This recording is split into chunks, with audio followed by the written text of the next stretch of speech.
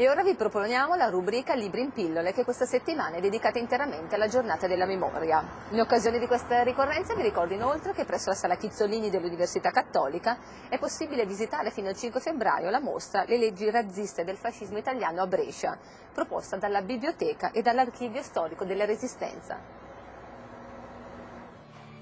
Mia madre e io avanzammo di un passo in una lunga fila di donne che a centinaia, forse a migliaia, si affollavano sotto lo sguardo indifferente delle guardie, in uno spazio aperto.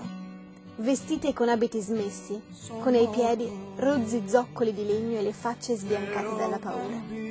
Sui loro volti non c'erano sorrisi, né lampi di riconoscimento, né cenni di incoraggiamento, niente all'infuori di una terrorizzata apatia.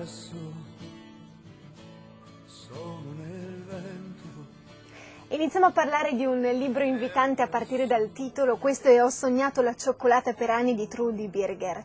L'autrice è un'ebrea sopravvissuta all'Olocausto, rinchiusa in un campo di concentramento all'età di 16 anni e per questo privata della sua giovinezza, di quella giovinezza che tutti noi abbiamo dato per scontato. L'autrice, appunto, Trudy Birger, vivrà un incubo da cui potrà svegliarsi soltanto molti anni dopo. È una testimonianza sconvolgente che trascina indietro il lettore nel tempo e lo fa riflettere su ciò che è successo, sull'orrore dell'Olocausto.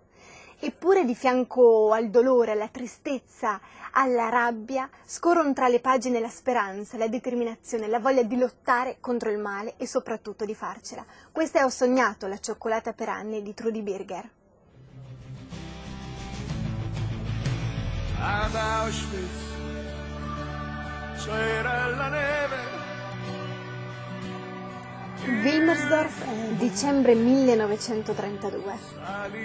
Una veemente nevicata aveva imbiancato i tetti delle 3 case allineate come le perle di una collana. A sinistra, in rigoroso stile vecchia Germania, quella del poliziotto Rauch. A destra, l'elegante villa dell'architetto Winterlo. E nel mezzo la graziosa costruzione vagamente Jugendstil del giornalista Korsakov. Il prossimo libro di cui parliamo è quello di Helga Schneider, intitolato Stelle di cannella. Fa riflettere il lettore portandolo indietro nel tempo, perché è interessante notare come le abitudini di un intero quartiere vengano sconvolte dall'arrivo del nazismo, dall'avvento del nazismo. E questo, proprio questo, l'orrore, il terrore, la paura, sveli la vera natura delle persone. L'odio, l'ambizione, l'egoismo, la paura, tutto questo fa cambiare il quartiere. Questa è Stelle di cannella di Helga Schneider. Io chiedo come può l'uomo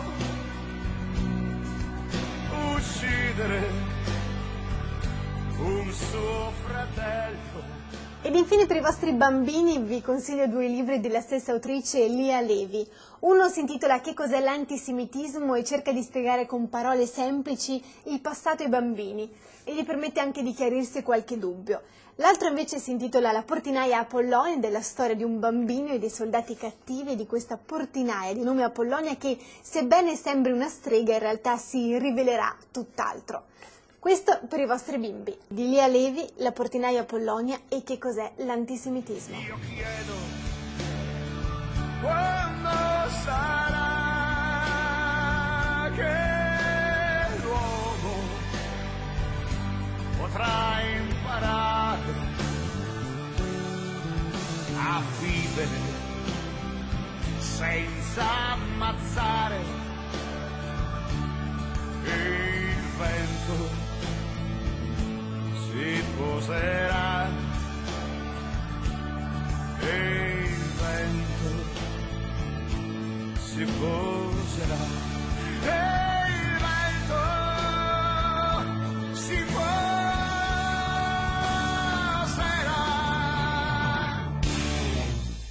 Da Via Trieste è tutto e vi do appuntamento la prossima settimana. Per chi volesse rivedere i nostri servizi è possibile consultare il sito ucat.it. Grazie per averci seguito.